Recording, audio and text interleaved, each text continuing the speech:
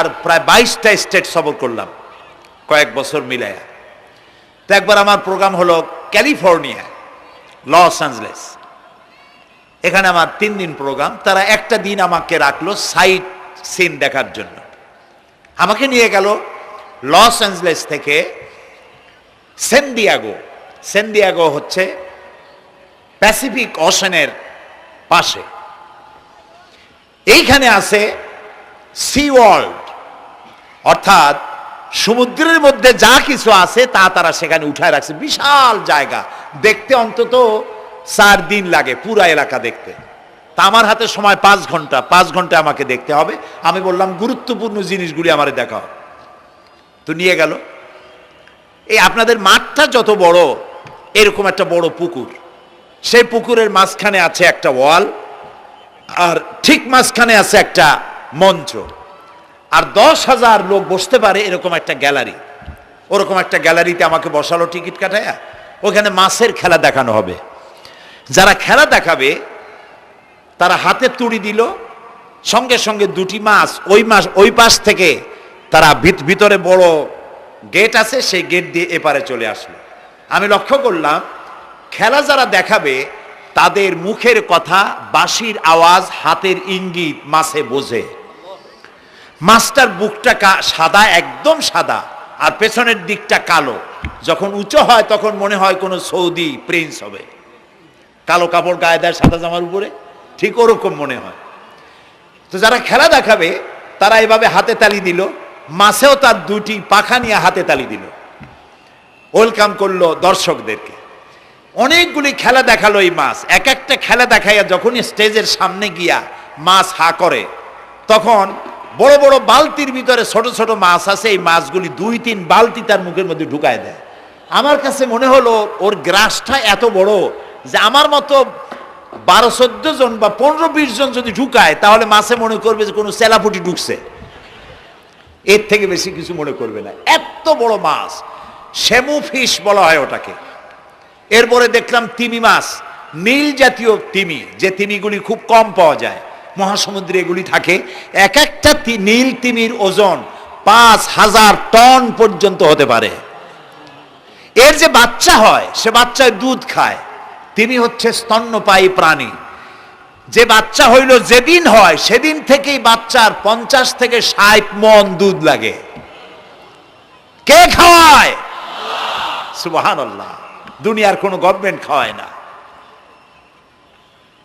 দুনিয়ায় স্থলভাগে পিঁপড়া থেকে শুরু করে হাতি পর্যন্ত, ছোট্ট চেলা পোকা থেকে শুরু করে সাপ, বড় বড় পাইথন পর্যন্ত, টোনাটুনি পাখি থেকে শুরু করে ঈগল পর্যন্ত, নদীর ভিতরে চেলাপুটি থেকে শুরু করে তিমি মাছ পর্যন্ত অসংখ্য প্রাণী সকাল বেলায় খালি পেটে জঙ্গল থেকে, গর্তের মধ্য থেকে, বাসা থেকে, পানির মধ্য থেকে যার যার আস্তানা ছেড়ে আহারের অনুসন্ধানে শত সহস্র কোটি প্রাণী সব যার যার ক্ষুধার পেট নিয়ে বেরিয়ে যায়।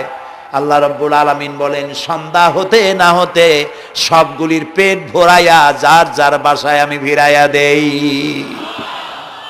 ইন্নাল্লাহা হুয়ার রাজ্জাকু যুল কুওয়াতিল মাতিন। খেতে দেওয়ার মালিক কে? সেই আল্লাহর এই গুণকে, এই গুণাবলীকে বিশ্বাস করতে হবে। খেতে দেওয়ার মালিক তিনি কেবলমাত্র। সন্তান হয় না, দেওয়ার মালিক কে? বলেন জোরে। হাসাবার মালিক কে? কাঁদাবার মালিক কে? সুখ দেওয়ার মালিক কে? দুঃখ থেকে উদ্ধার করার মালিক কে?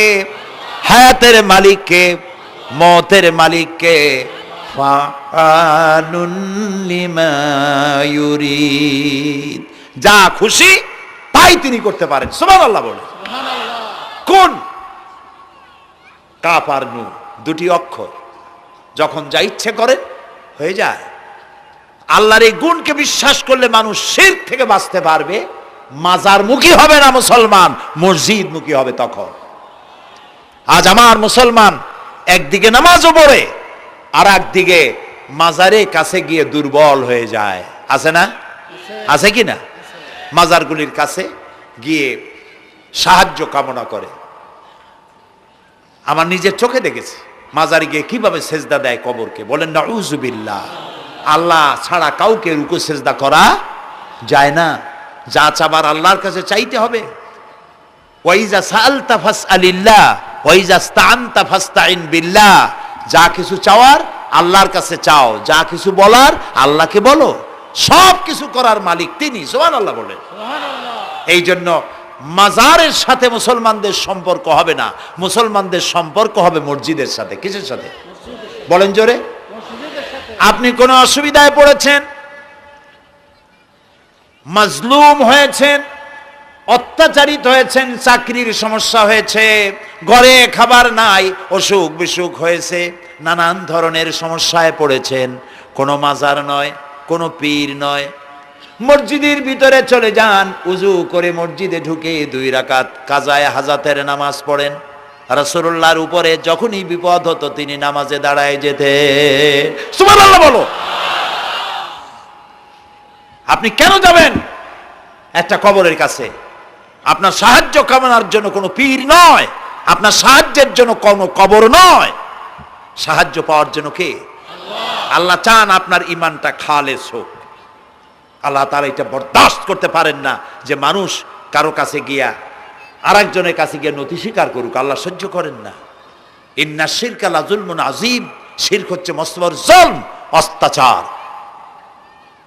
আল্লাহ সব থেকে অপছন্দ করেন কোন গুনাহ? বলেন শিরক। আল্লাহ সহ্যই করেন না। কেন করেন না? একটা যুক্তিতে আসে। যারা বিবাহ করেছেন তাদের স্ত্রী যদি স্বামীর সাথে যে ধরনের হাসি খুশি প্রেমের আদান প্রদান করে, স্বামী ছাড়া যদি আরেকজন পুরুষের সাথে এরকমের ভাব বিনিময় করে, ফোনে কথা বলে, প্রেম করে, খুব সুন্দর করে ভালোবাসা দিয়ে যদি চিঠি লেখে অন্য পুরুষের কাছে, অথবা প্রেম নিবেদন করে, তাহলে স্বামীদের অবস্থা কেমন হবে বলেন? এইটার জবাব দিতে যদি দেরি হয় তো খুবই কুলক্ষণ। হ্যাঁ, ভয়ানক হবে, ভয়ানক হয়ে যাবে। নিজের চরিত্র যতই যা হোক, বউর চরিত্র ভালো চাই। আচ্ছা বলেন তো, স্ত্রী আপনার সঙ্গে যেভাবে প্রেমের হাসি হাসে, প্রেম নিবেদন করে, ওই রকম আরেকটা পুরুষের কাছে সাথে করলে আপনার সহ্য হয় না কেন? আপনি স্ত্রীর উপরে আপনার অধিকারটা কতখানি, কি জন্যে? আপনার স্ত্রীর যে হাসি, যে মিষ্টি হাসি, যা আপনার প্রাণ কেড়ে নেয়, ওই হাসিতে আপনার কোনো অবদান আছে? বলেন। তার যে টানা টানা চোখ, সুন্দর ভ্রু, মাথায় অনেক লম্বা চুল, শরীরটা সুন্দর, যৌবন, রূপ, এর ভেতরে আপনার কোনো অবদান আছে? হ্যাঁ আছে, একটু তো আছেই। আপনি যে মুখ দিয়ে বউটা হাসে, সেই ঠোঁটে একটু লিপস্টিক লাগাইছেন। যে চোখের জন্য আপনি পাগল, সেই চোখে একটু কাজল লাগাইছেন। শরীরটাকে পেঁচাবার জন্য সুন্দর একটা শাড়ি কিনে দিছেন। একটা শাড়ি দিয়ে, একটু লিপস্টিক কিনে দিয়ে, চুলের একটা ক্লিপ কিনে দিয়ে, একটা ভালো শাড়ি কিনে দিয়া স্ত্রীর উপরে যদি এত অধিকার আছে যে কোনদিন মৃত্যু পর্যন্ত কোন প্রেমের হাসি, ভালোবাসার আদান প্রদান আপনি ছাড়া আর কারো সাথে করতে পারবে না, এইটা যদি আপনার অধিকার এভাবে প্রতিষ্ঠিত হয়, তাহলে এই হাসি যিনি দিলেন, এই দাঁত, এই সুন্দর চোখ, এই রূপ, এই যৌবন যা আল্লাহ তাআলা দিলেন, তার সামনে কোনো পীর অথবা কবরের সামনে যদি হাত পাতে আল্লাহ বরদাস্ত করেন না। কথা কি বুঝে আসছে? কথা বুঝে আসছে? আলহামদুলিল্লাহ বলেন। আলহামদুলিল্লাহ। বুঝলেই আমাদের কষ্ট সার্থক। আলহামদুলিল্লাহ বলি। আমরা যেন আল্লাহরে চিনতে পারি, বুঝতে পারি। আমার বিশ্বাস করুন, কোরআন আমার সামনে, আল্লাহর কসম, কোন জীবিত পীর, কোন মৃত্যু পীর আমার ভাগ্যের ভালো বা মন্দ করার কোন অধিকার রাখে না, রাখে না, রাখে না। কোন পীর ফু দিয়ে আমার ভাগ্যকে ভালো বানাই দিতে পারবে না, পারবে না, এবং আমার একটা চুলও বাঁকাও করতে পারবে না। খাইরিহি ওয়া শাররিহি মিনাল্লাহি তাআলা। আমার ভালো আমার মন্দ করার একমাত্র মালিক কে? আল্লাহ। এক আঙ্গুল আকাশের দিকে উঁচু করে চিৎকার দিয়ে বলুন কে? আবার বলেন, আবার বলেন, আবারও বলুন। হাত নামান। আল্লাহ কবুল করুন, বলেন আমিন। আমার এই বক্তব্য দিয়ে আমি কোনো পীরকে অমর্যাদা করছি না। পীর সাহেবদের কাছে পীর কোনো শরীয়তের শব্দ নয়। কোরআন এবং হাদিসে কোথাও পীর বলে কোনো শব্দ নাই। এটি ফার্সি শব্দ। এই শব্দের অর্থ হলো বৃদ্ধ। তো পীর যদি বৃদ্ধ হয় ভালো কথা, তিনি যদি আলেম হন আরো ভালো কথা। কিন্তু বাপ পীর ছিল, উনিও সেই সুবাদে পীর। ইলেম নাই, তোনার নিজের কাছেই তো টর্চ নাই। আপনাকে অন্ধকারে উনিও ম্যানহোলের মধ্যে পড়বে, আপনারে নিয়ে পড়বে। আলেম হইতে হবে, পীর যদি হয় আলেম হইতে হবে, এক নম্বর কথা। দুই নম্বর কথা হলো তিনি ব্যবসায়ী হবেন না। ধর্মের নামে তিনি ব্যবসা করবেন না। তিনি মানুষকে হেদায়েতের পথ দেখাবেন। প্রয়োজনে জেলে যাবেন, প্রয়োজনে ফাঁসির মঞ্চে দাঁড়াবেন। তিনি নিজেকেই ইসলামের সব আমি করি, আর ইসলাম কারো কাছে নাই। যারা ইসলাম করলো 70-80 বছর ধরে, রাজনীতির পথ দেখালো, তারা ইসলামের দল না, ওনারটাই ইসলামের দল। এই ধরনের ফাজলামি বক্তব্য থেকে বিরত থাকতে হবে। এই ধরনের বেয়াদবিপূর্ণ বক্তব্য থেকে বিরত থাকতে হবে। আমার দোকানে খাঁটি ঘি পাওয়া যায়, আর কারো দোকানে খাঁটি ঘি পাওয়া যায় না। ইসলাম নিয়ে এই ধরনের মনোপলি বিজনেস করতে দেওয়া হবে না। প্রিয় ভাই সব, আমরা পীর সাহেবদের চিনি। পীর ছিলেন শাহজালাল রহমতুল্লাহ আলাইহি। সুবহানাল্লাহ। যুদ্ধ করা লাগে নাই, আজান দিয়েছেন, মূর্তির মাথা ভাঙ্গা চুর চুর হয়ে পড়ে গিয়েছে। গৌর গোবিন্দ পলায়া কুল পায় নাই। লোকেরা যায় তার মাজারে গিয়ে গজাল মাছ জিয়ারত করে আসে, কিন্তু তরবারিটা দেখে আসে না। দোধারি তরবারি এখনো আছে। সুবহানাল্লাহ বলে। পীর ছিলেন হযরতে বাহাউদ্দিন নকশবন্দি, মুজাদ্দিদ আল ফিসানি রহমতুল্লাহ আলাইহি, বড় পীর আব্দুল কাদের জিলানী রহমতুল্লাহ আলাইহি, খাজা মঈনুদ্দিন চিশতি রহমতুল্লাহ আলাইহি, শাহজাহান আলী রহমতুল্লাহ আলাইহি। কত ওলিউল্লাহর মাজার দিয়ে আমার দেশ ভরা। আলহামদুলিল্লাহ কর। আলহামদুলিল্লাহ। এরা একদিকে মানুষকে মুরিদ বানায়া মুরিদের টাকা দিয়ে নিজেদের পকেট ভরেন নাই। ওনারা এরকম করতেন না, এইরকম করতেন। আর রাসূলুল্লাহ বলেছেন এই রকমের হাতের মর্যাদা নাই, এই হাতের মর্যাদা। আমি পীর দেখছিলাম, বাইতুল শরফের পীর হযরত শাহ আব্দুল জব্বার সাহেব, আল্লাহ তাআলা জান্নাতুল ফেরদাউসের মেহমান বানায়নি। এই বাংলাদেশে শত শত মসজিদ, মাদ্রাসার এতিমখানা তৈরি করে গেছেন। সুবহানাল্লাহ। বৃষ্টির মৌসুমে চট্টগ্রামের বাড়ি তার, 14 বছর মাদ্রাসায় ওয়াজিদিয়া চট্টগ্রামে 14 বছর বুখারী শরীফ পড়িয়েছেন। কি মানের আলেম, খালি পীর না। মুরিদরা যত টাকা দিত, এই টাকা দিয়ে বড় বড় মাদ্রাসা মসজিদ করেছেন। আর বৃষ্টির সময় সাথী সঙ্গী নিয়ে বস্তি এলাকায় যেতেন, পলিথিন দিয়া ছাওয়া, বাচ্চা আর তার স্বামী নিয়ে কাতরায় এক কোনায় বসে আছে, খাবার নাই, চাউল নাই, অসুস্থ, তাদের চাউল দিয়ে আসতেন, তাদের রান্না করার শাকসবজি দিয়ে আসতেন, ওষুধ দিয়ে আসতেন, হাড়ি পাতিল দিয়ে আসতেন। বন্যা হলে, তুফান হলে টাকা উজাড় করে যা মুরিদরা দিত সবগুলি উজাড় করে মানুষের খেদমত করতেন। সুবহানাল্লাহ। কাজী যারা জামায় অনেকগুলো পকেট সমানে নিতে থাকে আর ভরতে থাকে এইভাবে করে, এই ব্যবসায়ীদেরকে পরিত্যাগ করতে হবে। পীর হচ্ছে ওই সমস্ত লোক যারা নাকি ধর্মের নামে ব্যবসা করে না, বরং আল্লাহর দ্বীনকে প্রতিষ্ঠা করার জন্য কথা বলে। প্রিয় ভাই সব, আমাদের জেহেন সাফ করতে হবে, পরিষ্কার করে বুঝতে হবে আমার ভালো আমার মন্দ কে করতে পারেন? আল্লাহ। সম্রাট শাহজাহান নাম শুনেছেন? কোথার বাদশা বলেন? দিল্লির সম্রাট। সম্রাট শাহজাহান পৃথিবী জোড়া নাম তার। কবি বলছেন, শাহনে জাহাं को जिन्हें फख्र से देते थे बाज, वाज कब्र में है सूरह अलहम्दु की मोहताज। যে শাহজাহানকে কর দিয়া ট্যাক্স দিতে পারলে জনগণ নিজেদেরকে গৌরবান্বিত বলে মনে করত, সেই শাহজাহান কবরে শুয়ে আছে, সূরা ফাতিহার মুহতাজ হয়ে আছে। সুবহানাল্লাহ। যদি কেউ আমার কবরের কাছ থেকে হাইটে যাইতো আর একটু সূরা ইখলাস পড়ে সবরেসানি করতো, আমি কিছু পাইতাম। আহারে, এই এতিম ফকির হয়ে শুয়ে আছে। এক ফকির দিল্লি ঘুরতেছে, একজন বলছে, ভাই তোমারে তো খয়রাত করে দেখতেছি আমি সেই ছোটবেলা থেকে, খালি তুমি খয়রাত করো। একটা জিনিস আপনারা মনে রাখবেন, গরিব, আজকে যারা গরিব পরিশ্রমের মধ্য দিয়ে কালকে তারা ধনী হতে পারে, কিন্তু যারা ভিক্ষুক, যারা ভিক্ষা করে, জিন্দিগিতে কোনোদিন তারা বড় হতে পারবে না। ভিক্ষা করা যাদের অভ্যাস, জীবনেও বাড়ি করতে পারবে না, জীবনেও ধনী হইতে পারবে না, কিন্তু গরিব ধনী হইতে পারবে। কারণ হলো আল্লাহর কাছে দুইটা বৈধ জিনিস অত্যন্ত ঘৃণিত। কয়টা? একটা হলো তালাক, আর একটা হলো ভিক্ষাবৃত্তি, মানুষের কাছে চাওয়া। আল্লাহ পছন্দ করেন না। তো ভিক্ষুক ঘুরতেছে, একটা লোক বলল, মিয়া তোমার তো সারা জীবনই খরচ করতে দেখি। খরচ করবো না, করবো কি? যার কাছে যাই সে দেয় 4 আনা 2 আনা 1 টাকা, এর বেশি তো দেয় না, তেদি আমি কেমনে বড় লোক হবো? কয় যে তুমি বাদশারে চোখে দেখো না, বাদশারে চোখে দেখো না। কয় বাদশার কাছে কি আমার মতো লোক যাইতে পারে নাকি? কল না, যাইতে হবে, যাও। বাদশা একবার যাবা, এমন দেওয়া দেবে জীবনে আর তোমার খরচ করা লাগবে না।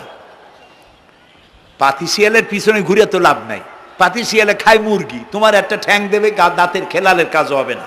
বাঘের পিছনে ঘোরো, বাঘে খায় গরু আর হরিণ, একটা রান দিলে তুমি 1 সপ্তাহ খাইতে পারবে। কাজে ঘুরতে গিয়েও বোঝা উচিত কার সাথে ঘুরি।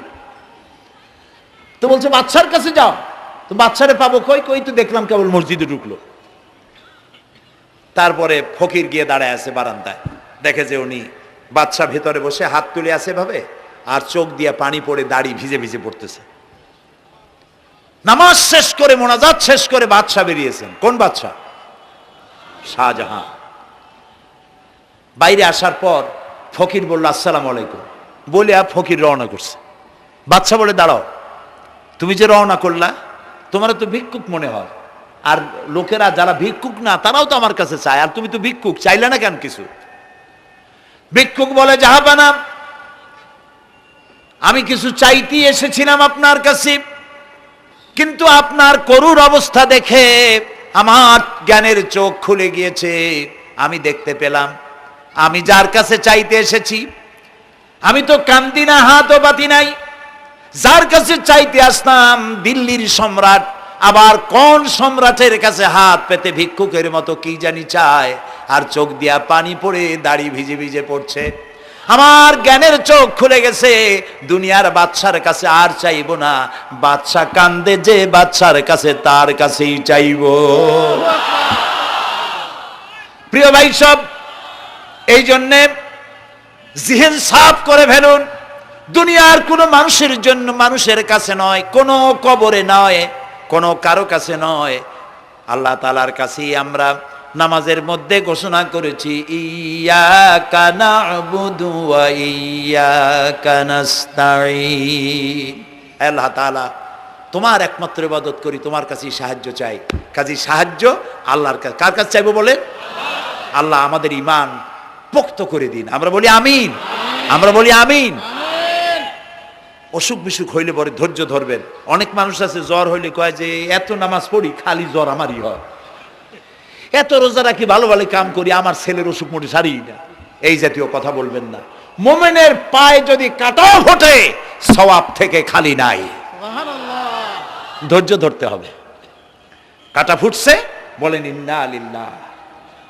আজাবান লিল মুমিন, মুমিনের জন্য বড়ই আশ্চর্য ব্যাপার, বিপদ হইলেও শুকর আদায় করে, আর সুখে থাকলেও শুকর আদায় করে। সুবহানাল্লাহ বিহামদি। বিপদ আসলে সে বলে ইন্না লিল্লাহি, বলেন ইন্না লিল্লাহি ওয়া ইন্না ইলাইহি রাজিউন। আর যখন শান্তি আসে বলে আলহামদুলিল্লাহ। দুই অবস্থায় তার জন্য নিয়ামত আল্লাহর তরফ থেকে সে পায়, আলহামদুলিল্লাহ। প্রিয় ভাই সব, তো আল্লাহর উপর ঈমান আনার জন্য কয়টা শর্ত বলছি না? এই যে প্যাচ লেগে গেছে, কয় যে 3টা। আল্লাহর উপর ঈমান আনার জন্য শর্ত কয়টা? 4টা। 4টার বলছি কয়টা? 2টা।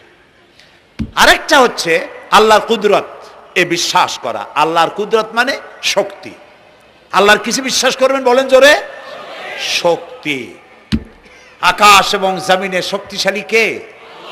কিন্তু আমার দেশের জনগণ, কিছু কিছু রাজনীতিবিদরা বলে জনগণই নাকি সকল ক্ষমতার সকল শক্তির উৎস। কি পাগল! তুমি ক্ষমতার উৎস? নাকের মধ্যে ময়লা, দাঁতে ছাতা, পেটের মধ্যে দুর্গন্ধ ভরা, ক্ষমতার উৎস? আশ্চর্য কথা।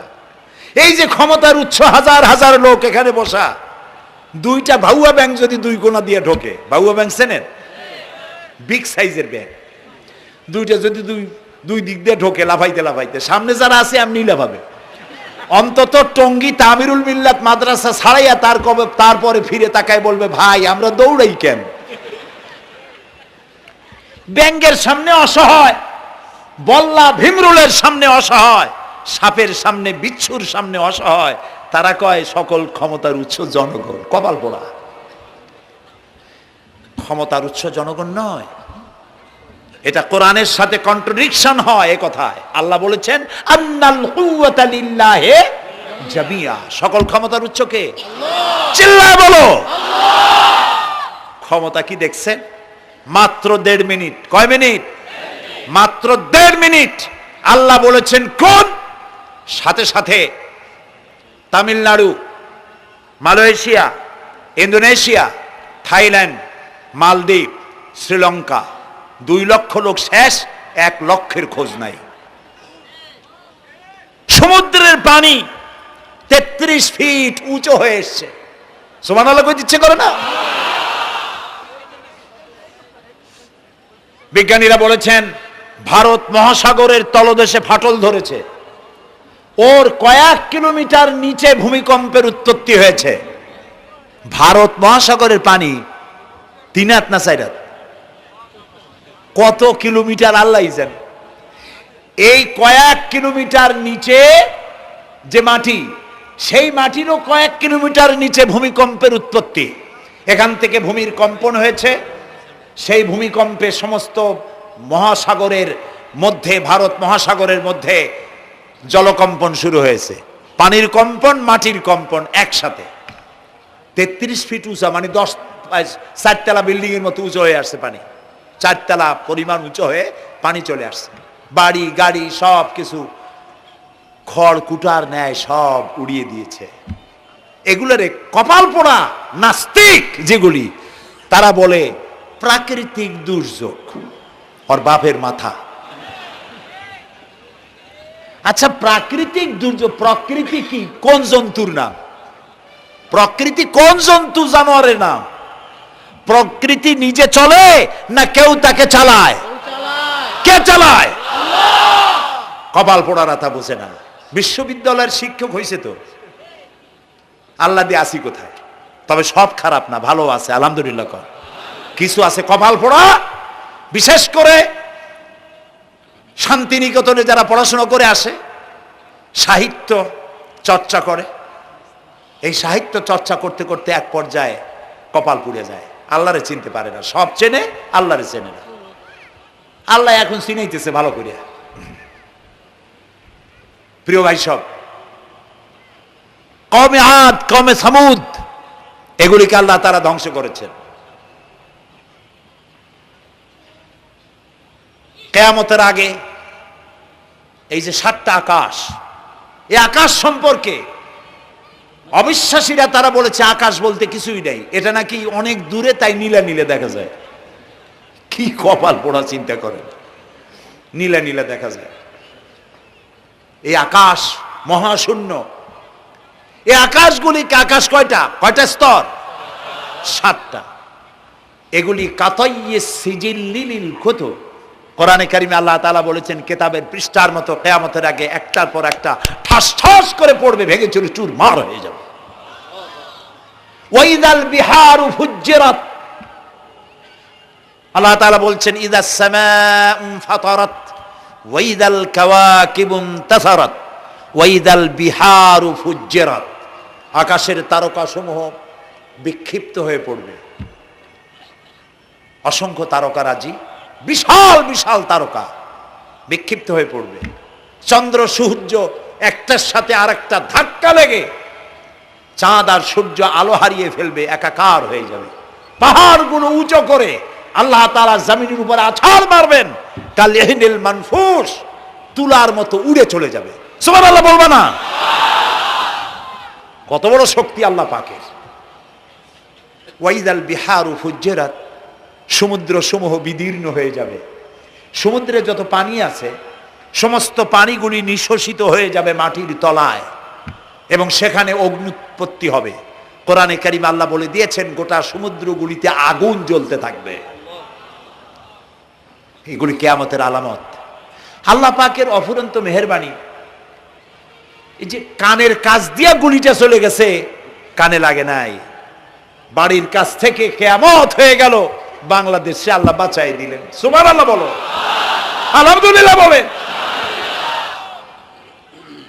আমাদের প্রতিবেশী দেশগুলিতে যেভাবে আঘাত লাগছে, ওর 1000 ভাগের 1 ভাগের আঘাত কয়েক সেকেন্ড যদি বাংলাদেশে হতো, আমাদের সব অপরিকল্পিত শহর, রাজুক পারমিশন দিয়েছে 3 তলার, করা হয়েছে 7 তলা।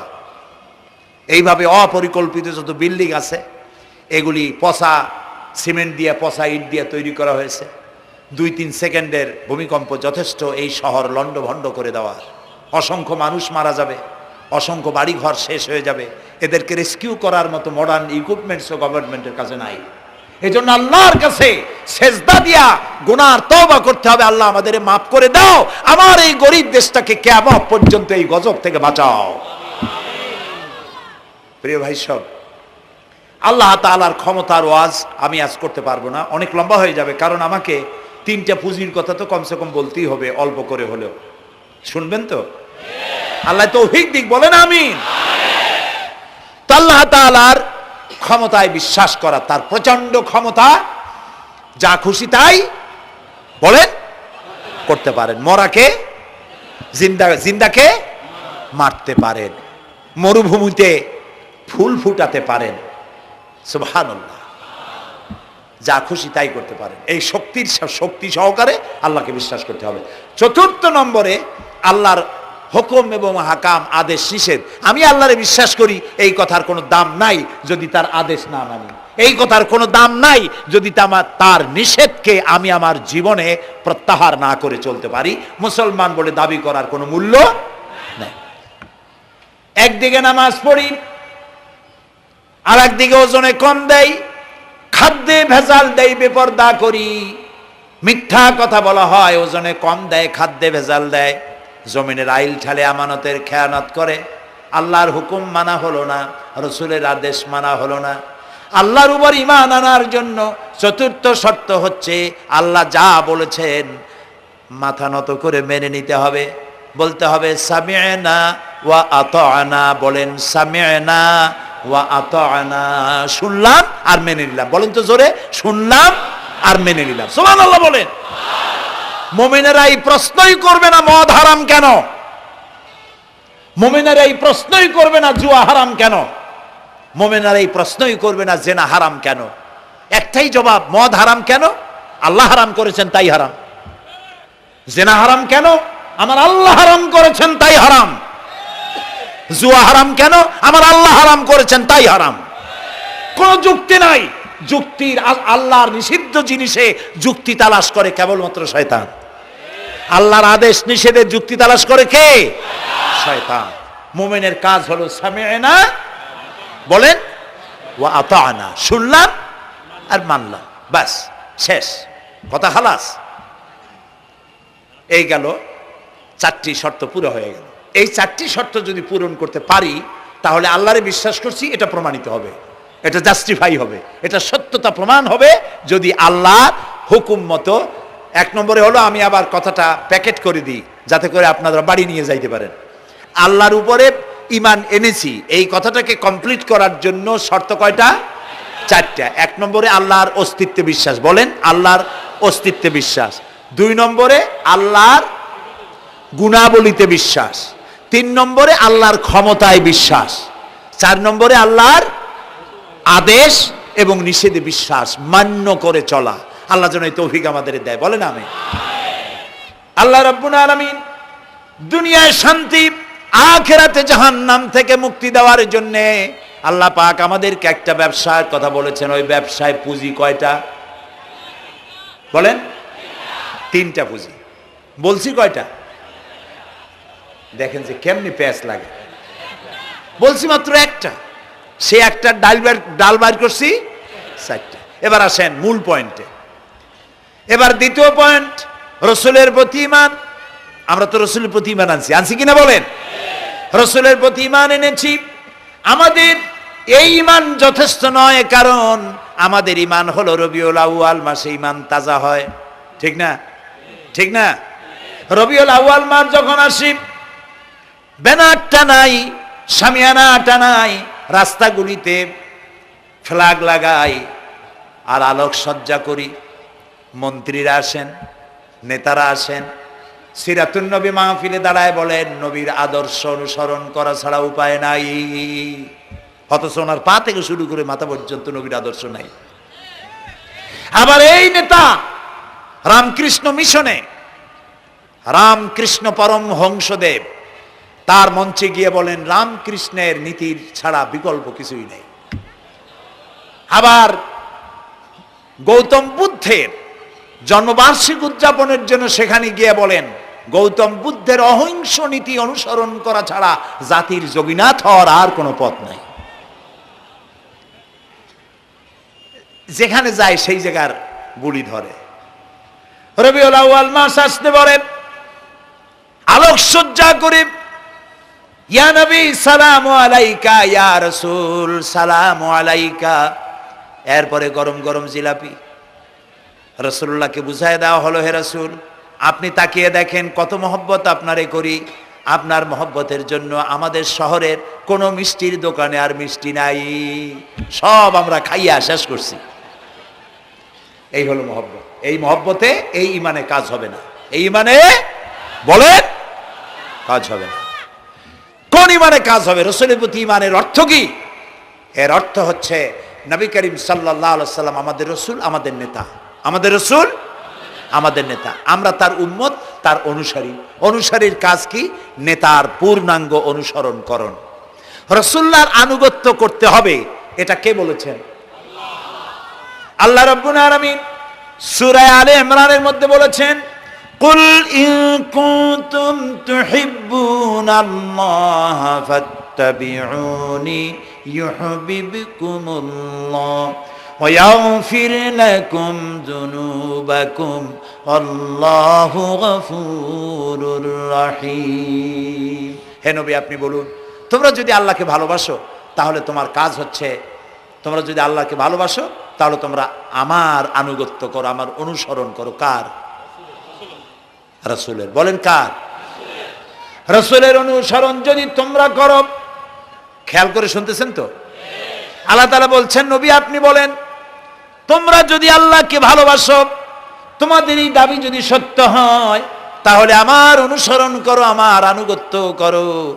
আমার অনুসরণ, আমার আনুগত্য করলে পরে তোমাদেরকে আল্লাহ রাব্বুল আলামিন ভালোবাসবেন এবং তোমাদের তামাম জিন্দেগির সমস্ত গুনাহ খাতা আল্লাহ তাআলা মাফ করে দিবে। আমরা কি গুনাহ মাফ করাইতে চাই? বলেন চাই? আসুন রাসূলের আনুগত্য করুন। রাসূলের আনুগত্য কিরকম? রাসূল যেভাবে মোস কাটছে আমরা সেইভাবে মোস কাটবো। তিনি দাড়ি যেভাবে রাখছেন আমরা সেইভাবে রাখবো। তিনি চুল কাটছেন যেভাবে সেইভাবে করব। তিনি পায়ের নখ, হাতের নখ যেভাবে কাটছেন সেইভাবে করব। তিনি যেভাবে বিবাহ করেছেন সেই সুন্নত অনুযায়ী বিবাহ, তিনি যেভাবে দেশ চালাইছেন সেইভাবে দেশ চালাবো। রাসূলের অনুসরণের অর্থ শুধু এই নয় যে তিনি যেভাবে সুরমা লাগাইছেন আমি ওইরকম সুরমা দেব, তিনি যেভাবে কদু খাইছে আমিও কদু খাবো, এইটা নয়। এটা নয়, শুধু রাসূলের আনুগত্য হবে মুরগির ফার্ম থেকে শুরু করে জাতিসংঘ পর্যন্ত, জীবনের সব ক্ষেত্রে। আর বিশ্বাস করতে হবে তিনি শেষ নবী, তারপরে আর কোন নবী আসবে না। আল্লাহ রাব্বুল আলামিন সূরা আহজাবের মধ্যে বলেছেন, মা কানা মুহাম্মাদুন আবা আহাদিম মির রিজালিকুম ওয়ালাকির রাসূলুল্লাহি ওয়া খাতামান নাবিয়্যিন। মুহাম্মদ সাল্লাল্লাহু আলাইহি ওয়াসাল্লাম তোমাদের কোন পুরুষদের পিতা নন, তিনি আল্লাহর রাসূল এবং তাকে দিয়ে নবুয়তের মিশনকে খতম করে দেওয়া, কমপ্লিট করে দেওয়া হয়েছে। আর কোন নবী, রাসূলুল্লাহ বলেছেন লা নাবিয়্যা বাদি ওয়ালা রাসূল, আমার পরে আর কোন নবী আসবে না, রাসূল আসবে না। কথা বুঝে আসছে? আল্লাহর নবীর পরে আর কোন নবী হবে না। আল্লাহর নবী বলেছেন, একটি ইমারত তৈরি করে তার ভিতরে একটা ইট যদি খালি থাকে, একটি ইটের জায়গা যদি শূন্য থাকে, তাহলে সকলের চোখে ধরা পড়বে। ওই ইটখানা দিলে পরে বিল্ডিংটা কমপ্লিট হয়ে যায়। নবুয়তির যে ইমারত আল্লাহ তৈরি করেছিলেন, ওর ভিতরে একটা ইটের অভাব ছিল। আল্লাহ পাক আমাকে দিয়ে সেই শূন্য জায়গা পূরণ করে দিয়ে নবুয়তের মিশনকে কমপ্লিট করে দিয়েছেন। রাসূলুল্লাহ বলেছেন, আমার পরে আর কেউ নবী হবে না। পৃথিবীর সব মুসলমানদের আকীদা, মুহাম্মদ সাল্লাল্লাহু আলাইহি সাল্লামের পরে যদি কেউ নবুয়তের দাবি করে সে কাফির, হাজার বার কাফের। তাকে যারা নবী মানবে তারাও। রাসূলুল্লাহ বলেছেন, আমার পরে 30 জন মিথ্যেবাদী নবুয়তের দাবি করবে। তার মধ্যে একজন তো দাবি করছে রসুলের জীবদ্দশায়, একটা ছিল মেয়ে লোক আর একটা ছিল পুরুষ। পুরুষটার নাম ছিল মুসাইলামা কাযযাব, নামই ছিল কাযযাব। কাযযাব মানে মিথ্যাবাদী। দেখছেন অবস্থা, নামই মিথ্যাবাদী। উম্মতেরা কইল যে আপনি তো একজন নবী, আমরা সৌভাগ্য আর দুর্ভাগ্য হোক আপনারা নবী বলে মানলাম।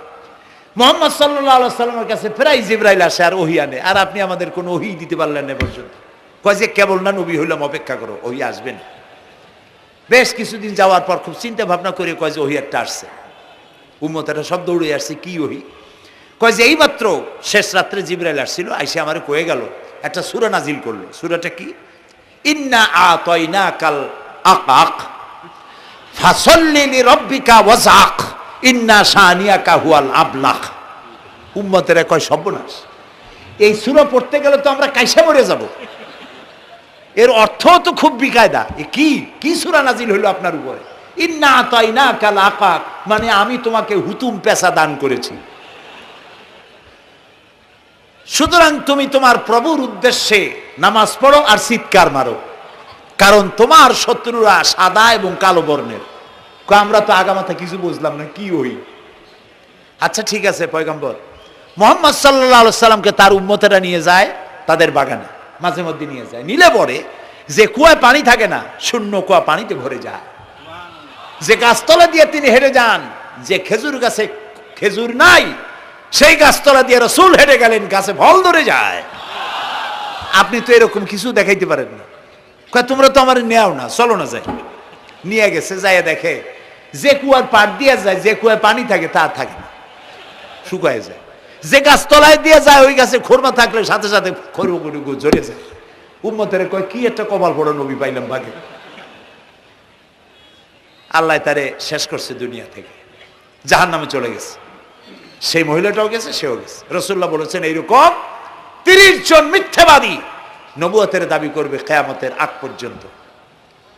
গোলাম আহমদ কাদিয়ানী, এ হলো ইতিহাসে আমরা যদ্দ পাই, তার পর্যন্ত 28 জন হয়েছে। মুহাম্মদ সাল্লাল্লাহু আলাইহি সাল্লামের ইন্তেকালের পর ওকে নিয়ে হয়েছে 28 জন। কয়জন হইল? বাকি আছে কয়জন? তাই বলে কিয়ামত যে এই 2 জন হইলি আগামী বছর বা 5-6 বছরের মধ্যে কিয়ামত হবে, ওইটা চিন্তা করেন না। এই পৃথিবীতে একটা লোক আল্লাহ শব্দ উচ্চারণ করার যদি থাকে, কিয়ামত সে পর্যন্ত হবে না। সুবহানাল্লাহ। সুতরাং বহুত দেরি আছে কিয়ামতে। তবে ওর মতো আরো শয়তান 2 জন আসবে। গোলাম আহমদ কাদিয়ানী বলল, আমি পয়গম্বর, আমি নবী, আমার উপরে ওহী আসে। তো তার সঙ্গে ওই যুগের বড় আলেম মাওলানা আতাউল্লাহ শাহ বুখারী রহমতুল্লাহ আলাইহি, তিনি বললেন, আচ্ছা তুমি যে নবুয়তের দাবি করো, এই শক্তি তুমি পাও কই? কয় যে আমার শক্তি তো কোরআন, কোরআনের মধ্যেই আছে আমার কথা। কোথায়? কয় সূরা সফের মধ্যে আছে, ইয়াতি মিন বাদি ইসমুহু আহমদ। ঈসা আলাইহিস সালাম আমার ব্যাপারে ফোরকাস্ট করেছেন, ভবিষ্যৎবাণী দিয়েছেন যে আমার পরে একজন আসবে, তার নাম হবে আহমদ। আমি তো সেই আহমদ।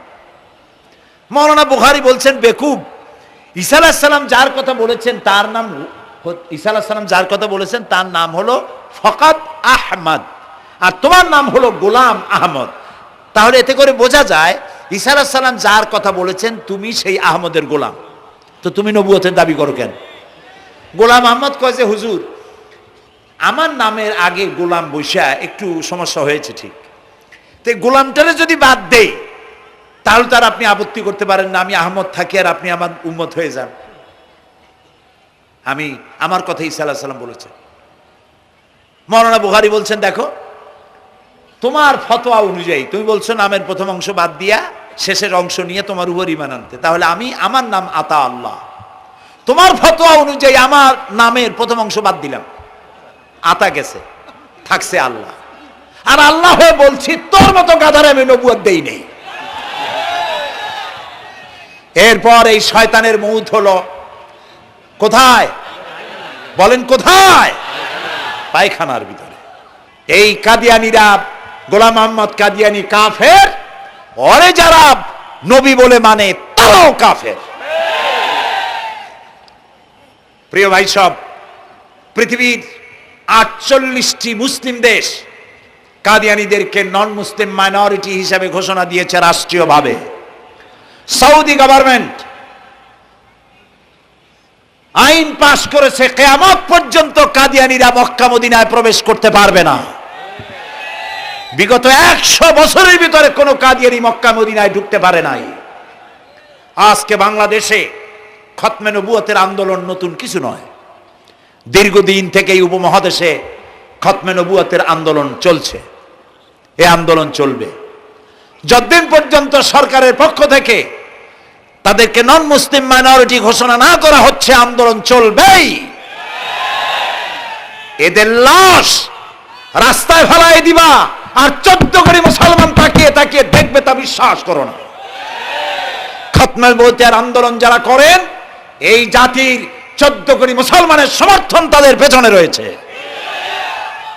কাজী তাদের ব্যাপারে উচ্চবাচ্য কথা বলতে গিয়ে ব্যারিস্টার হন, আইনজীবী হন, যেই হন, খতমে নবুয়তের আন্দোলন যারা করে তাদের ব্যাপারে কথা বলতে গিয়ে মুখ সামনে কথা বলবেন। এদেশের মানুষ শহীদ হয়ে যাবে, কাদিয়ানীদেরকে বরদাস্ত করবে না। আমাদের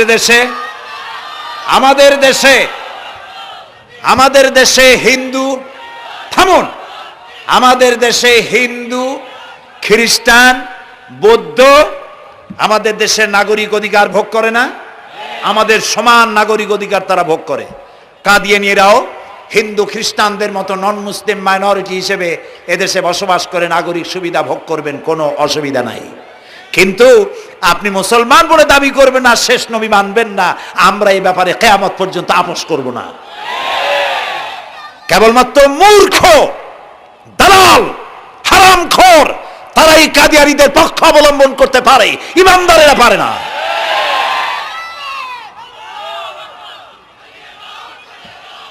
কাদিয়ানীরা যে সব মসজিদ তৈরি করে, এগুলি মসজিদ নয়, এগুলি উপাসনালয়। হিন্দুদের মন্দিরকে যেভাবে আমরা সম্মান করি, ওদের উপাসনালয়কেও সম্মান করি। কিন্তু কাদিয়ানীরা যতদিন মুসলমান নামের পরিচয় দিতে থাকবেন, আমরা আমাদের অধিকার আদায়ের জন্য সুশৃঙ্খলভাবে গণতান্ত্রিক পদ্ধতিতে আমরা এই অধিকার আদায়ের চেষ্টা করব। খতমে নবুয়তের আন্দোলন কোনো রাজনৈতিক আন্দোলন নয়, এটি আমাদের ইমানের আন্দোলন। যারা আন্দোলন করতেছেন তারা আমাদের ফরজে কিফায়ার দায়িত্ব পালন করছেন। প্রিয় ভাই সব, রাসূলের প্রতি ঈমান আনতে হলে এরকম ঈমান আনতে হবে, তারপরে আর কোনো নবী আসবে না। তারপরে কথা হলো তাকে অনুসরণ করতে হবে পায়ের নখকাটা থেকে শুরু করে মাথার চুল পর্যন্ত, জীবনের সব ক্ষেত্রে রাসূলের অনুসরণ করতে হবে। তিনি সেনাপতি ছিলেন, শ্রমিক ছিলেন, পিতা ছিলেন, নানা ছিলেন, স্বামী ছিলেন, ঠিক না? তিনি রাষ্ট্রপ্রধানও ছিলেন। আজকে যারা ধর্ম আর রাজনীতি আলাদা করেন তারা মুনাফিক, মুসলমান নয়, তারা কি? মুনাফিক। এই জন্য আমাদেরকে মনে রাখতে হবে নবী করিম সাল্লাল্লাহু আলাইহি ওয়াসাল্লাম রাষ্ট্র পরিচালনা করেছেন। যারা ধর্ম আর রাজনীতি আলাদা করেন তারা মুসলমান হিসাবে আল্লাহর কাছে পরিচিত হতে পারবেন না। প্রিয় ভাই সব, নবীজি মক্কা থেকে মদিনা এলেন, মদিনায় এসে রাষ্ট্রপ্রধানের দায়িত্ব পালন করলেন। আজ তিনি রাষ্ট্রপ্রধান। কোরআন হলো সংবিধান, কোরআনের আইন চালু করে দিলেন। চুরি বন্ধ হলো, ডাকাতি বন্ধ হলো, জেনা ব্যভিচার বন্ধ হয়ে গেল। মানুষ দরজা খুলে ঘুমাবার সুযোগ পেল। সুবহানাল্লাহ, সুবহানাল্লাহ। নবী করিম সাল্লাল্লাহু আলাইহি ওয়াসাল্লাম একটি সুন্দর সুখী সমাজ পৃথিবীতে চালু করে গেলেন। আজ আমাদের ভাগ্য যদি খুলতে হয়, রাসূলের অনুসরণ করি আমাদেরকে রাষ্ট্র পরিচালনা করতে হবে। ইসলাম সন্ত্রাসকে প্রশ্রয় দেয় না, ঠিক না ভাই? আমাদেরকে যারা সন্ত্রাসী বলে, ওরাই তো সন্ত্রাসের দাদা, ওরা সন্ত্রাসের জন্মদাতা। আমাদেরকে সন্ত্রাসী বলো? আমি আমেরিকায় বক্তব্য করেছি, লন্ডনে বক্তব্য করেছি, আমি তাদেরকে বলছি তোমরা আমাদেরকে সন্ত্রাসী বলো, আমাদের দেশে যাইয়া দেখো, তোমাদের এখানে সমস্ত সুপার মার্কেটগুলি সব বন্ধ হয়ে যায় বেলা 4টায়, কোনো মার্কেট খোলা থাকে না। কেন খোলো না? তোমরা সিকিউরিটি দিতে পারবে না বলে খোলো না। চুরি হবে, ডাকাতি হবে, লুটপাট হবে, এই জন্য বিকেলেই সব বন্ধ হয়ে যায়, রাতে কোনো দোকান খোলা থাকে না। তো যাও তো আমাদের দেশে, আমাদের তো সন্ত্রাসী বলো, গরিব দেশ। আমাদের দেশের বাবুরহাটে, নরসিংদীর কাছে বাবুরহাট, যেটাকে এই দেশের ম্যানচেস্টার বলা হয়, সারা রাত কোটি কোটি শত কোটি টাকার কাপড় চোপড় বেচা কিনা হয়, পুলিশের গন্ধ খুঁজে পাওয়া যায় না, সারা রাত বেচা কিনা হয়। গ্রামের বাজারগুলি যায় দেখেন, আমাদের দেশে যশোরে, খুলনায়, উত্তরবঙ্গে রাত 2টা 2:30 পর্যন্ত বেচা কিনা হয়, ঠিক না? এই যে আমাদের দেশে আল্লাহর মেহেরবানি, এবারে যে ঈদের সময় ঈদ আর পূজা একসাথে হইল, মুসলমান মেয়েরা, হিন্দু মেয়েরা সোনা দানা গলায় পরিয়া, হাতে পরিয়া, তারপরে বাজারঘাট ঈদের কেনাকাটা, পূজার কেনাকাটা করছে, কোনো অসুবিধা হয় নাই, ঠিক না? আল্লাহর মেহেরবানি, র্যাবে জি যা করার করছে। মক্কা শরীফে, মদিনা শরীফে দেখলাম লোকেরা হাত তুলে, বাংলাদেশি লোকেরা ওখানে যারা আছে, র্যাবের জন্য দোয়া করছে, আল্লাহ র্যাবের প্রতি তুমি রহমত নাজিল করো, আল্লাহ রহম করুন কোন আমি।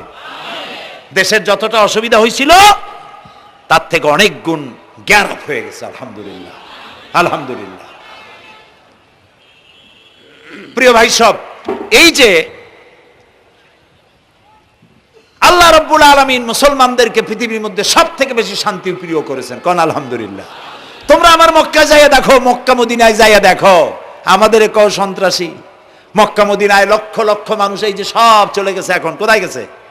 সারা পৃথিবী থেকে মানুষের এখন ছুটছে ছুটছে, পৌঁছে গেছে, আর পথে আছে, প্লেনে আছে, নদীতে আছে, গাড়িতে আছে। সুবহানাল্লাহ, লক্ষ লক্ষ মানুষ চলে গেছে, সবার একই ড্রেস, একই গন্তব্য, একই স্লোগান, লাব্বাইক আল্লাহুম্মা লাব্বাইক। সব মানুষ চলে গেল। আমি 96-তে যখন পার্লামেন্টে আসলাম, প্রথম পার্লামেন্টে এক বক্তৃতার ভেতরে আমি বলেছিলাম যে আমাদের দেশে নেতা নেত্রীরা ওমরা করে, হজ করে। আচ্ছা, আপনারা যাইয়া দেখেন কি, করেন কি, আনেন কি? যাইয়া একটু তোয়াব করিয়া আসার সময় আতর আর পাথর, সুরমার খুরমা পকেট ভরে নিয়ে আসেন, কিন্তু চোখে দেখেন না। আল্লাহ তাআলা বলছেন, আওয়ালাম ইয়ারাউ আন্না জাআলনা হারামান আমিনান, তোমরা কি দেখতে পাও না আমার এই হারামকে আমি কিভাবে নিরাপত্তার শহর বানিয়েছি? সুবহানাল্লাহ। রাত 2:30-3টার সময়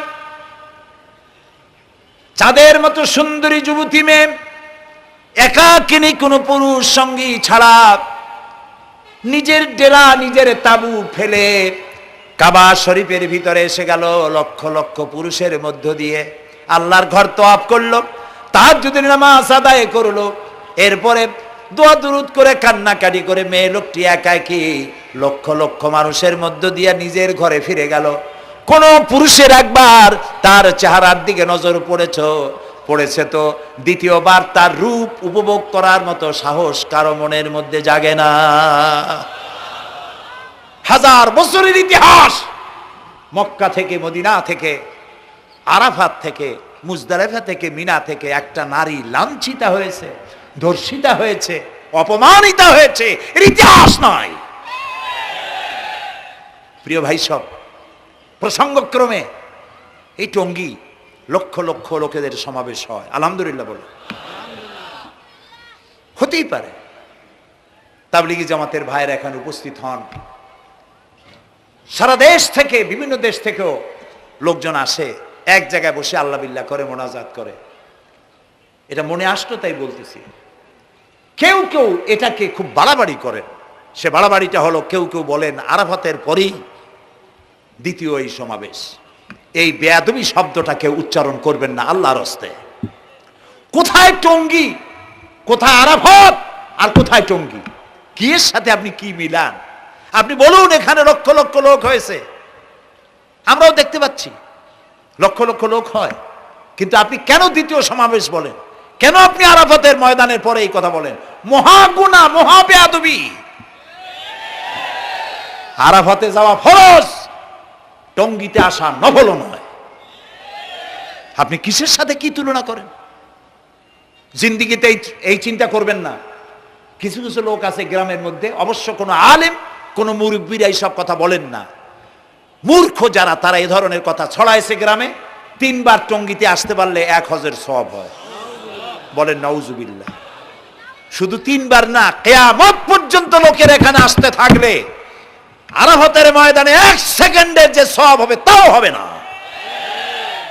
আরাফাত হচ্ছে সেই ময়দান যেখানে আদম আলাইহিস সালাম থেকে শুরু করে মুহাম্মদ রাসূলুল্লাহ সাল্লাল্লাহু আলাইহি সাল্লাম পর্যন্ত সব নবীদের চোখের পানি শুকিয়েছে। পৃথিবীর কোটি কোটি মানুষ এখানে কাঁদছে। আর আল্লাহ রাসূল বলেছেন, আল হাজ্জুল মাবরুর লাইসা লাহুল জাযাউ ইল্লাল জান্নাহ। একটা কবুল হজের সওয়াব আল্লাহর কাছে বেহেশত দেওয়া ছাড়া আর কিছুই নেই। মান হাজ্জা লিল্লাহ ফালাম ইয়ারফুস ওয়ালাম ইয়াফসুক রাজাকা ইয়াউমিন ওয়ালাদাতহু উম্মুহু, রাওয়াহুল বুখারী।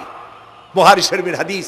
রাসূলুল্লাহ বলছেন, আরাফাতের ময়দান থেকে হাজিরা যখন বেরিয়ে যায় সন্ধ্যায়, মা যেমন নিষ্পাপ সন্তান প্রসব করে, আরাফাত থেকে হাজিরা তেমন নিষ্পাপ হয়ে বেরিয়ে যায়। আল্লাহর হস্তে আপনারা এই তুলনাটা কেউ করবেন না। বলবেন অনেক বড় সমাবেশ হয়েছে, লক্ষ লক্ষ লোক হয়েছে, বাস শেষ। এটা দ্বিতীয় সমাবেশ, আরাফাতের পরের এটা দ্বিতীয় স্থান অবলম্বন করেছে। এইসব বাজে কথা আর একদিনও বলবেন না। মহাবে আদবি যদি কেউ বলে থাকেন আস্তাগফিরুল্লাহ পড়েন আস্তাগফিরুল্লাহ। আল্লাহ সবাইকে ক্ষমা করুন, বলুন আমি। এখানে আসলে দোয়া কবুল হবেই, কোনো গ্যারান্টি নেই, কোনো গ্যারান্টি নাই। কিন্তু রাসূলুল্লাহ বলেছেন আরাফাতের ময়দানে দোয়া কবুল হয়। রাসূলুল্লাহ বলেছেন আল্লাহর ঘরের কাছে দাঁড়ায়া মুলতাজিমে দাঁড়ায়া এমন কোন দোয়া করি নাই যে আল্লাহ কবুল করেন নাই।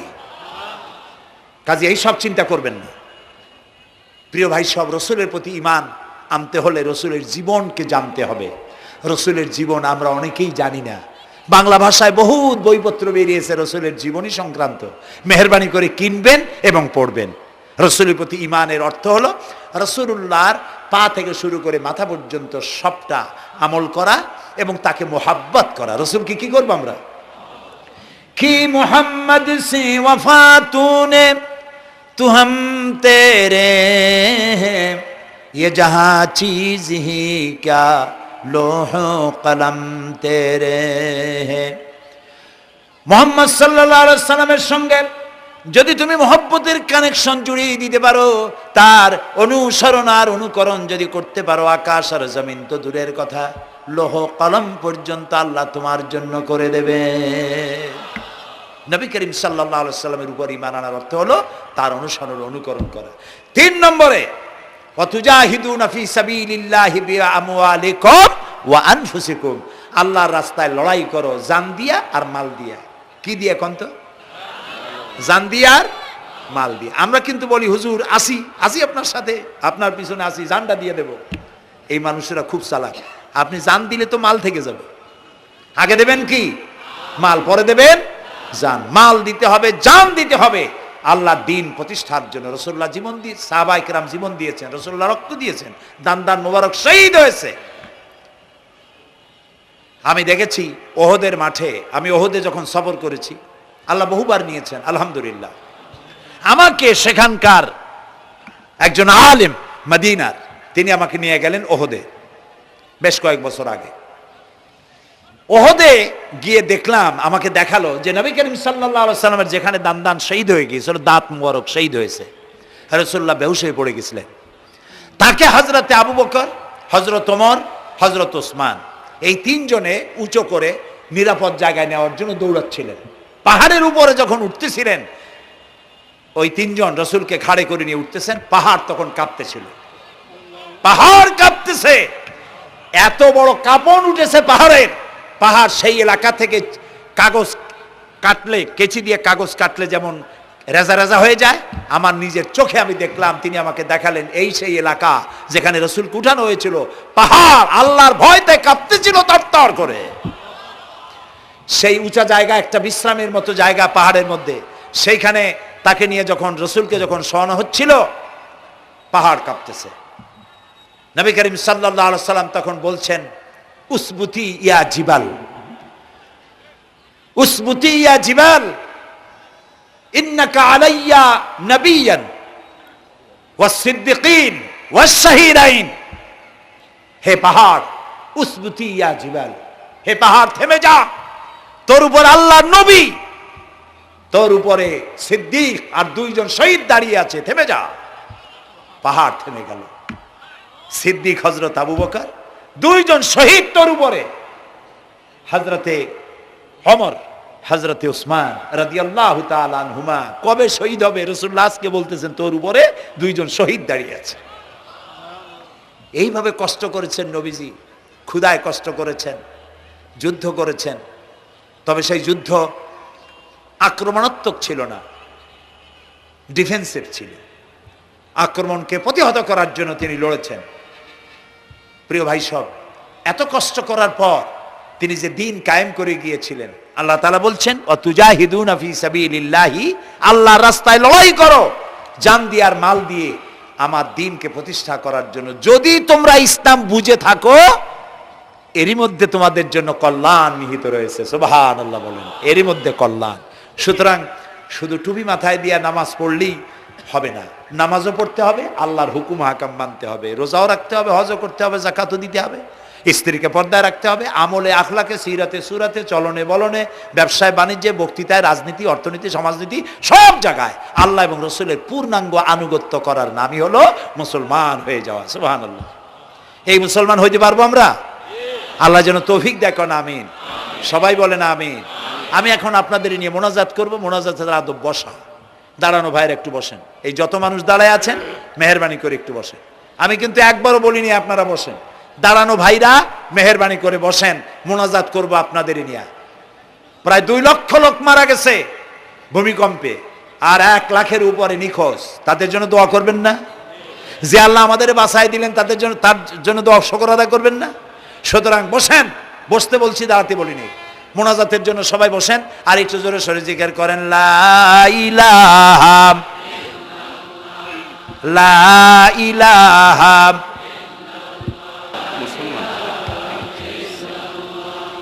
ঘামে শেষ হয়ে গেছে।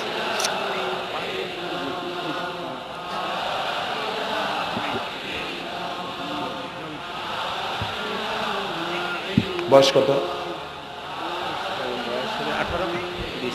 বাড়ি কোথায়?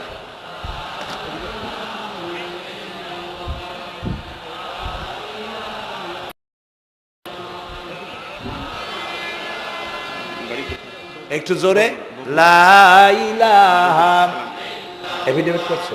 বসো বসো।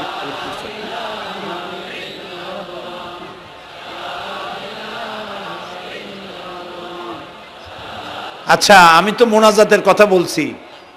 মোনাজাত থুয়ে যদি কেউ হাঁটে, তো এটা একটা বড় বদকিসমতির ব্যাপার। এত মানুষ একসাথে আল্লাহর কাছে মোনাজাতের লোভ কিভাবে সামলান? কেমনে হাঁটেন? এক যুবক ইসলাম কবুল করার জন্য আসছে, টঙ্গিতেই থাকো।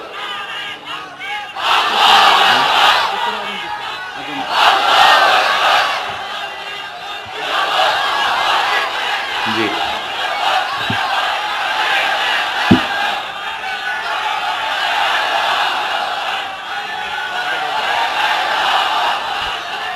এই ছেলেটি বাড়ি হলো বগুড়ায়, থাকে উত্তরায়। এই ছেলের বাপের নাম শ্রী সুধীর চন্দ্র সরকার, আর তার নাম হলো চঞ্চল কুমার সরকার। বর্তমান নাম পছন্দ করেছে বশির উদ্দিন। বলো লা ইলাহা লা ইলাহা ইল্লাল্লাহু ইল্লাল্লাহু মুহাম্মাদুর মুহাম্মাদুর রাসূলুল্লাহ। রাসূলুল্লাহ। আল্লাহ ছাড়া আল্লাহ ছাড়া কোনো ইলাহ নাই, কোনো ইলাহ নাই, মাবুদ নাই, মাবুদ নাই, উপাস্য নাই। উপাস্য নাই। মুহাম্মদ মুহাম্মদ সাল্লাল্লাহু সাল্লাল্লাহু আলাইহি ওয়াসাল্লাম আলাইহি সাল্লাম আল্লাহর আল্লাহর প্রেরিত প্রেরিত রাসূল। রাসূল। আশহাদু আন আশহাদু আন লা ইলাহা লা ইলাহা ইল্লাল্লাহু ইল্লাল্লাহু ওয়াহদাহু ওয়াহদাহু লা শারীকা লা শারীকা লাহু লাহু ওয়া আশহাদু আন্না ওয়া আশহাদু আন্না মুহাম্মাদান মুহাম্মাদান আবদুহু আবদুহু ওয়া রাসূলুহু। ওয়া রাসূলুহু। আমি সাক্ষ্য দিচ্ছি আমি সাক্ষ্য দিচ্ছি আল্লাহ ছাড়া আল্লাহ ছাড়া কোনো ইলাহ নাই, কোনো ইলাহ নাই, মাবুদ নাই, মাবুদ নাই, উপাস্য নাই। উপাস্য নাই। তিনি এক, তিনি এক, তিনি একক, তিনি একক, তার কোনো তার কোনো অংশীদার নাই। অংশীদার নাই। আমি আরো সাক্ষ্য দিচ্ছি আমি আরো সাক্ষ্য দিচ্ছি মুহাম্মদ মুহাম্মদ সাল্লাল্লাহু সাল্লাল্লাহু আলাইহি ওয়াসাল্লাম আলাইহি সাল্লাম আল্লাহর আল্লাহর বান্দা বান্দা এবং এবং তার তার প্রেরিত রাসূল। প্রেরিত রাসূল। বলো আসসালামু আলাইকুম। আসসালামু আলাইকুম। আপনারা জবাব দেন। এই ছেলেটি এখন আমাদের মধ্যে নিষ্পাপ। আমাদের সকলের আমলনামায় পাপ আছে। রাসূলুল্লাহ বলেছেন, যখন একজন মুশরিক ইসলাম কবুল করে, কালেমা পড়ে, বিশ্বাস করে, অর্থ সহকারে উচ্চারণ করে, তার পিছনের সমস্ত গুনাহ খাতাকে আল্লাহ তাআলা মাফ করে দেন। সুতরাং আমরা তার জন্য দোয়া করি, আল্লাহ যেন তাকে খাঁটি মুসলমান বানায় দেন। আমরা সবাই বলি আমিন। প্রিয় ভাই সব, মোনাজাতের পর এশার আজান হবে। আমরা বা জামাত এশার নামাজ পড়ে যাব ইনশাআল্লাহ। বলেন ইনশাআল্লাহ। এত বড় জামাত আমরা কোথাও পাবো না, এবং জীবনে আরেকটা জামাত এরকম পাবো তার কোনো নিশ্চয়তাও নাই। ঠিক না ভাই? নামাজ আমরা আদায় করে যাব 5 ওয়াক্ত। কি বলে, এখানে সারা জীবন 5 ওয়াক্ত নামাজ সঠিকভাবে আদায় করব, আর এশার নামাজ আমরা এখানে জামাতে আদায় করে যাব। আর এই বিশাল মাহফিল তৈরি করতে অনেক খরচ হয়েছে। আপনারা নিশ্চয়ই দেখতে পান এত বড় প্যান্ডেল করতে কত টাকা খরচ হতে পারে, এবং তারা প্রচেষ্টা করেছে। আপনারা এই লাইটিং, মাইকিং, প্যান্ডেল, স্টেজ, তারপরে পোস্টার, গেট ইত্যাদি তৈরি করতে বহু টাকা খরচ হয়েছে। আপনারা যাওয়ার সময় মেহেরবানি করে তাদেরকে চতুর্দিকে ড্রাম এবং চাদর নিয়ে লোকেরা দাঁড়িয়ে থাকবে, আপনারা আল্লাহর হস্তে তাদেরকে কিছু সহযোগিতা করে যাবেন। রাজি আছেন আপনারা? রাজি আছেন? আল্লাহ আপনাদেরকে তৌফিক দিন। মা বোনেরা যারা এসছেন, মা বোনদের জন্য আজকে তেমন কোনো কথা বলতে পারলাম না, তবে যা বলেছি নারী এবং পুরুষ সকলের জন্য সমভাবে প্রযোজ্য। আপনাদের জন্য একটু বেশি করতে হবে। এই রাসূলুল্লাহ বলেছেন, আল মারআতু ইজা সাল্লাত খামসাহা ওয়া সামাত শাহরাহা ওয়া আতাআত বালাহা ওয়া আহসানাত ফারজাহা। রাসূলুল্লাহ বলেছেন, যেসব মহিলারা 5 ওয়াক্ত নামাজ সঠিকভাবে আদায় করে, রমজান মোবারকের রোজা রাখে, সতীত্বের হেফাজত করে, স্বামীর আনুগত্য করে চলে, কিয়ামতের দিন ওই সব মহিলারা আল্লাহর জান্নাতের যে দরজা দিয়া খুশি সেই দরজা দিয়া জান্নাতে প্রবেশ করতে পারবে। সুতরাং আপনারা এই কথাগুলি মেনে চলুন, আল্লাহ আপনাদেরকে তৌফিক দিন। আমি মোনাজাত করব এখনই, আপনারা যাওয়ার সময় সকলে সহযোগিতা করে যাবেন। আর নামাজের জন্য একটি বই আছে, চরিত্র গঠনে নামাজের অবদান। আমরা যে নামাজ পড়ি অনেক সময় নামাজ হয় না। রাসূলুল্লাহ বলেছেন, সাল্লু কামা রাআইতুমুনি উসাল্লি। নামাজ পড়ো সেইভাবে যেভাবে আমাকে নামাজ পড়তে দেখো। জীবনের শ্রেষ্ঠ ইবাদত নামাজ, তাই যদি সঠিক না হলো তাহলে পণ্ডশ্রম হয়ে যাবে। এই জন্য নামাজ কিভাবে মানুষের চরিত্রে অবদান রাখে, আর নামাজটা কেমনে পড়তে হবে, রাসূলুল্লাহ কিভাবে পড়েছিলেন, সেটি আমার এই বইটিতে লেখা আছে।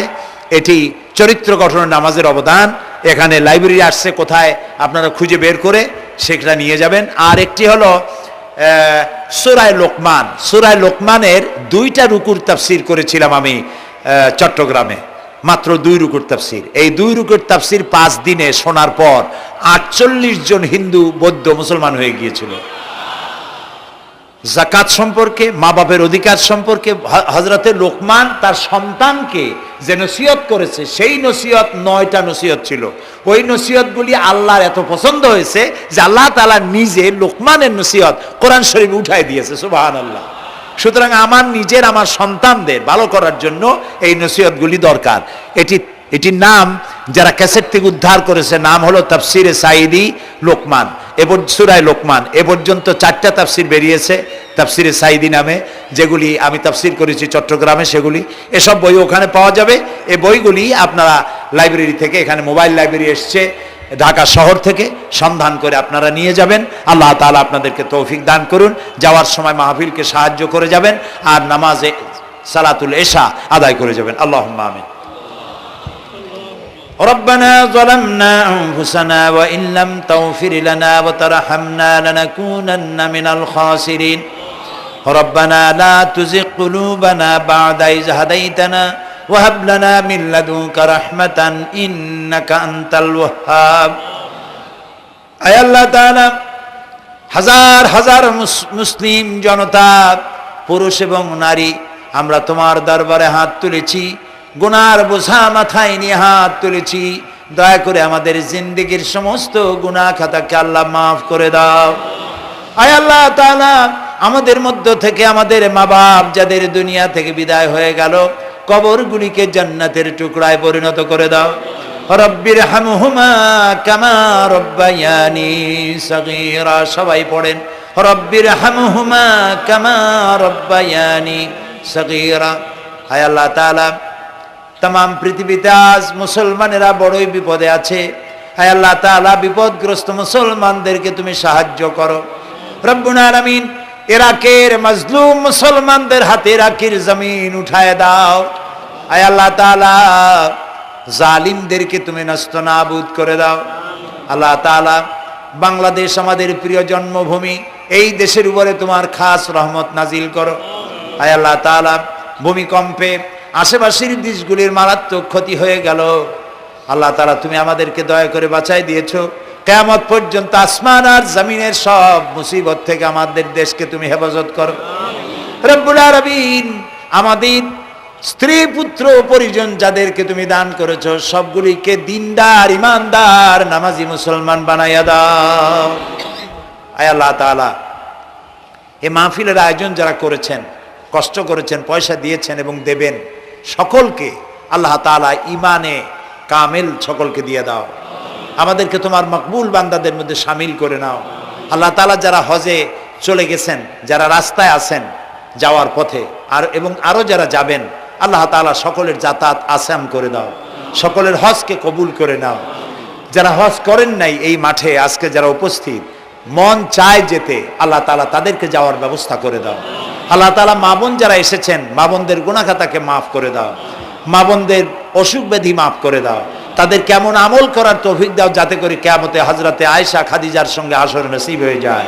আল্লাহ তাআলা, তোমার কাছে আরেকটা দোয়া করি, আমাদের এই বাংলাদেশে যারা বোমা মারে, আমাদের এই বাংলাদেশে যারা গ্রেনেড হামলা করে, আমাদের এই বাংলাদেশে সন্ত্রাসী তৎপরতা চালায়া যারা মানুষ হত্যা করে, তুমি তাদেরকে হেদায়েত করে দাও, তুমি তাদেরকে হেদায়েত করে দাও, তুমি তাদেরকে হেদায়েত করে দাও।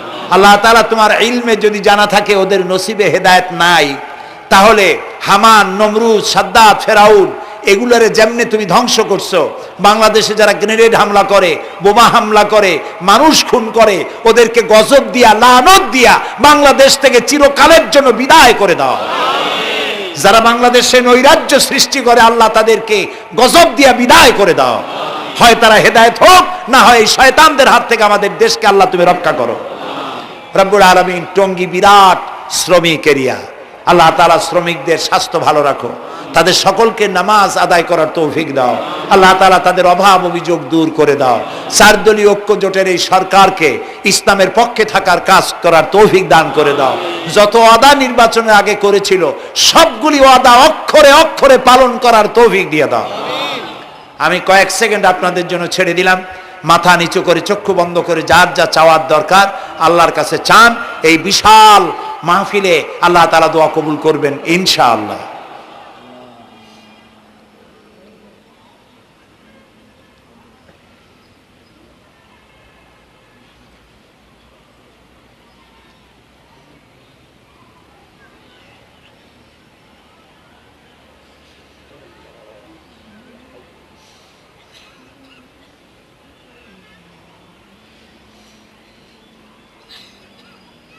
হায় আল্লাহ, তোমার আরশে আজিম থেকে তুমি দয়া করে তোমার রহমতের নজর দিয়ে টঙ্গীর এই মাঠের দিকে তাকাও আল্লাহ তাআলা। আমরা কোন পীর বুজুর্গ খাজা বাবা অথবা দুনিয়ার কোন শক্তির কাছে, রাজা বাদশার কাছে হাত তুলি নাই, বিশাল আকাশের মালিকের কাছে হাত তুলেছি, আমাদের রবের কাছে হাত তুলেছি। তুমি বলেছো দুনি আস্তাজিবু লাকুম, আমারে ডাকো আমি সাড়া দেব। আল্লাহ তাআলা আমরা ডাকতেছি, তুমি দয়া করে সাড়া দাও। আমরা ডাকতেছি, আমাদের ডাকের সাড়া দাও মাবুদ। আমাদের যাদের রোগ ব্যাধি আছে আল্লাহ দয়া করে শেফায়ে আজেলা দাও, শেফায়ে কামেলা দাও। আল্লাহ তোমার কাছে আর একটা বিনীত দোয়া করি, আল্লাহ তুমি আমাদের জন্মসূত্রে যেসব নিয়ামত আমাদের শরীরে দিয়েছো, নাক, কান, চোখ, হার্ট, কিডনি, চলৎ শক্তি, বলার শক্তি, আল্লাহ মৃত্যুর আগ পর্যন্ত শরীরের এসব নিয়ামতের একটাও ছিনায় নিও না বাবু। আল্লাহ তাআলা তুমি আমাদের প্রতি দয়া করো, মেহেরবান হও। মাহফিলের আয়োজন যারা করেছেন আল্লাহ তাদের এই কষ্টকে তুমি কবুল করে নাও। কিয়ামতের দিন কোরআনের সুপারিশ আমাদের জন্য নসিব করে দাও। ربنا تقبل منا إنك أنت السميع العليم وتب علينا إنك أنت التواب الرحيم سبحان ربك رب العزة عما يصفون وسلام على المرسلين والحمد لله رب العالمين واجعل آخر كلامنا عند الموت لا إله إلا الله محمد رسول الله। আসসালামু আলাইকুম ওয়া রাহমাতুল্লাহ।